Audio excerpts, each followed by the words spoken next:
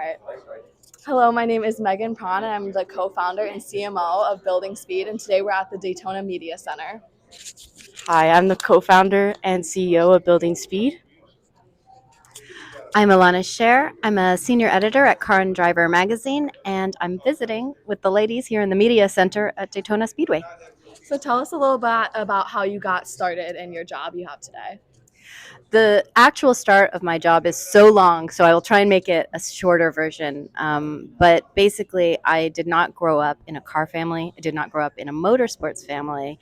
But I had a father who was an engineer, and my mom was really into older things, vintage things, classic things. So she had an Impala when I was growing up, uh, like well past when people were driving a '68 Impala, in the '90s.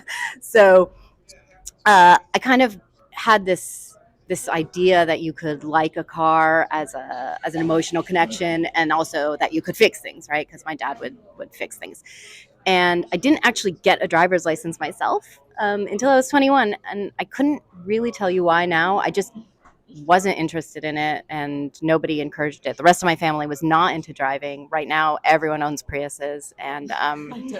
I mean, that's a good car now. That is a efficient and reasonable automobile, but it is not something that you buy for the fun of driving. And when I was 21, I was like, I have to get a car. I'd already moved out, so it wasn't like I could borrow my parents' car. I didn't have a driver's license, and so I bought a '73 Plymouth Duster, which is like now it's kind of in the muscle car group, but it was like a little baby muscle car. And so immediately had to start learning how to fix it, because the thing with classic cars is they're always broken. So I started working on it, and I didn't really know what I was doing, but I had some very nice friends who were helping me out, and I was reading a lot of car magazines as I was doing that. And then because I was hanging out with car people, they were like, "Oh, do you want to go to the NHRA drag races? Do you want to watch NASCAR this Sunday? We'll order pizza." And I started doing that, and I was like, "Oh my god, this is the best. This is like the best thing. I want to do this all the time. I want the rest of my life to be this." And it took a while to get further on, but I kind of knew back then that that was something I needed to be in. Yeah. I love the stories where people kind of find motorsports by accident. I recently talked to a teacher who's been teaching for 10 years, and she just made the switch into motorsports because she loves it so much. For people just starting out or just finding motorsports, what's one piece of advice you would give them? That it's for you. I mean, it it literally cannot exist without people who want to watch it and who want to be involved in it. So you can join it any way that you want. Like, there's no wrong way. You don't have to do it in sort of the classic, I know the different cars and I know the specs and I know the drivers. You could do it because you're like, I love the color of this car, or I have a Mercedes, so I'm going to follow every series that Mercedes races in, or I think this driver has great politics, so I'm going to follow everything that they are a part of, or this driver came from the same town that I did, so I'm going to see what they're doing. Like, you can do that, and that's not wrong. You don't have to follow it in just one way. So, going on to that, what is one thing you wish you knew at the beginning of your career that you know now? Oh my gosh, I would love a time machine. I would redo so many things. I think that something that I wish that I knew in the beginning of my career that is relevant to anybody who's listening who wants to do anything is say yes and then figure out what to do. Because I think that I said no a lot because I was worried that I wasn't qualified, or that I would embarrass myself, or that I wouldn't know what to do. And then what I would see is that people who had no better qualifications, and often worse qualifications, they said yes, and then they got to do something really awesome. So I mean, unless you think you are truly going to hurt someone, just say yes. Yeah. Like, oh, do you want to take this car out for a drive? Yes, I do. You want to learn how to drive stick? Yes, I do. Do you want to go for a ride? Absolutely. Let's go. Yeah. So, as we both know, you really have an amazing career. What is one of the most memorable things or favorite projects you've worked on during your career?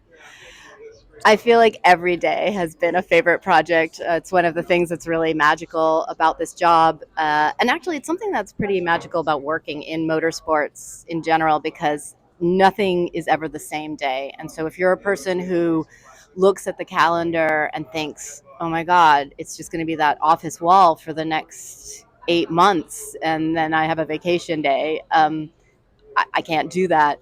Motorsports isn't like that. You go to all these different tracks. You're always traveling. Each day is different because there are new technical problems or new challenges or new sort of successes, and you get to figure out something new to do every day, even as you get better at the things that you're going to repeat. So, when you're doing your storytelling on Car and Driver, how do you balance between the technical aspect of the cars about is it a V8, is it a V6, and just the storytelling and making it flow in the article? So, Car and Driver is primarily focused on consumer cars, right? Like new cars and what cars people should buy with an angle towards performance because it does have a performance history. So, when I'm reviewing a car, I'm going to have a list. People need to know what the engine is and they need to know what the other engine options are. They want to know, I'm going to wait for that the ice machine. They're going to want to know about fuel efficiency. They're going to want to know what the transmission options are. If it's like a truck or something, then they're going to want to know specs on towing and off-roading. So I try to look at what the use case for the car is and put all of that information in. And then I try to describe what being in the car is like for people. So that's sort of maybe more where the storytelling comes in, because if the car is, let's say, extremely fast, I can give that number, but it would also be nice to try and come up with some way of explaining what that feels like, like, oh, it's going to, you know, turn your insides into scrambled eggs, uh, so something like that. Or if there's something funny about the way that it looks. I was just reading an old article on Car and Driver that was written by a really great writer named John Phillips, and he described a car as having serial killer eyes, like because it had these like really squinty, like hooded headlights, and I was like, that's such a good description, it's so accurate. I can totally picture the car when he says that. Yeah, as someone who is also in marketing, storytelling has really been a big part of my life, and I feel like it's evolved a lot over the past few years with the rise of social media and the popularity of racing and motorsports. How do you think it's evolved in your job? There are so many more places to tell a story now, like exactly what you said, and I mean, there was already social media and video when I came into the industry, and sometimes I look back at the old magazines with a little bit of jealousy because I think, you know, the people working back then, they had, you know, pages and pages, and that was the only thing they had to do was one story, right? Like one written story that they knew was going to go into print, and they knew how many photos it was going to need. And the web and social media are just they're boundaryless. They'll eat every bit of content that you can make and that you can give them. And so I think that on one hand, it's really good because you can reach more people in different ways. But on the other hand, you have to make boundaries for yourself so that you don't live your entire life feeding social media instead of actually enjoying what you're out there doing.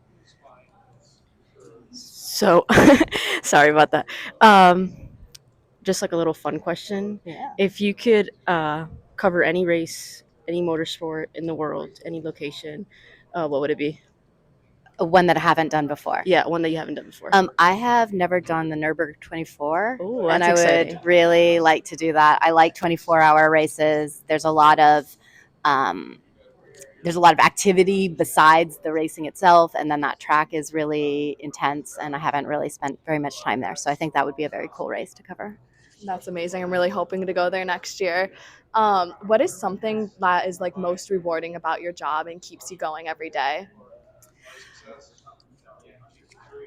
Again, I can't like tell you guys enough times how good this job is. Like I'm not bragging, but it's a great job, and so there's so many things that are rewarding. It could be something like, oh, when I get home from this race, I'm picking up a Porsche Spider at the airport to drive for a week, and that is very rewarding. But um, don't make fun of me for being, like too tenderhearted. But honestly, I think the most rewarding thing is stuff like talking to you guys. Like when you reached out, Amanda, and you're like, I know who you are. I think it's cool that you have this job and that you're representing and that you're a woman who's been doing this for a while. And I think you could help us to reach other women, I mean, that felt amazing to me, you Yeah, know. thank you so much for agreeing to this. It's amazing. It's huge for us. Yeah, we love it. And like, what do you think organizations like Building Speed can do to help support women in the motorsport industry? You guys have a great ideas already. I mean, obviously making connections is really important. So even just having job listings where you kind of already know that this might be a female friendly hiring situation, and then or where you can just meet somebody or ask somebody else for advice, and you know that they already understand. I mean, motorsports, no matter who you are, is a niche where a lot of people just don't understand it. So if you're interested in motorsports as an engineer or in marketing, and you talk to, I don't know, other engineers or other marketing that about it, and they're not motorsports people, they're going to be like, what? I don't really know how to help you, right? So making those contacts with people who have already made contacts within the industry that you want to work in is really important. So I think that you guys can sort of provide a meeting place for people to find those things. I really agree with that. It's kind of about who you know, and sometimes it is really hard because you are the only woman in the room, and just navigating that. How do you navigate being like surrounded by all these guys all the time and kind of, I don't know, just making yourself stand out? Well, I would like to point out that I am currently at a table with 4 women, and that there were some other women in the room as well, which is fantastic. When I first started, I was more often the only woman in the room at a race or at a performance car review. I have been incredibly lucky during my career that I had really fantastic men uh, working with me and working around me. So I had a lot of support, and I never felt like I was in danger or that I couldn't do it, or that people didn't want me there. But I know people who have experienced all of those things. So I think that it is important to find your protectors, not in like a white knight kind of way, but find the people who you can trust to help you navigate a situation that isn't ideal, or who you could come to if somebody is really being a problem to you, and you know that they will help either talk you down or help you take it to the next level to get out of a bad situation. Yeah, I've had those people in the past, and it makes a huge difference. Yeah. How important do you think it is for? It's a lot of talk about trying to get women in motorsports and helping lift other women, but how important do you think is for men to help these women come into the field and help them out, and not just maybe bash them down? It is crucial for both men and women to help women rise in motorsports. So, it's only so far you can take it if half the people aren't helping you. And luckily, there are a lot of men who agree that motorsports is strengthened by the addition of more women, and that's really nice to see. Thank you so much. And kind of to wrap this up a little bit, what is one piece of advice to our viewers and college students that you want to give them?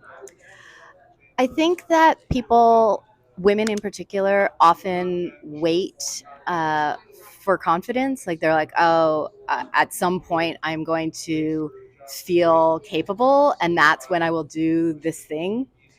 And I have made a great success out of just acknowledging my own idiocy and moving ahead anyway. Like I don't have imposter syndrome, but I also never feel confident about anything I'm doing either. And I'm just like, maybe that's just not a thing that I'm ever going to feel. And then I'll just go and I'll do it anyway. And you can feel confident afterwards when you look at it and it was a success. So um, don't don't wait to do the things that you want to do. Just plow ahead. I kind of have two questions to end this. My first question is, um, your favorite track driver and driving series? Putting me on the spot. Okay. All right. I don't know if this fully counts as a track, Okay. but I think that my favorite race or my favorite place to watch race cars is the Bonneville Salt Flats. Oh wow. Okay. Yeah. It's so historic and it's so otherworldly. It's incredibly beautiful. It's a lot of work to be there, so you really feel like you earned it. Yeah, it's just a spectacular environment. My favorite series is it's probably NHRA because I came up in drag racing, and that's the kind of racing that I can do and feel good at doing. And maybe followed by, mm, I mean, probably by IMSA, by endurance racing. Yeah. I really like going to the 24-hour races.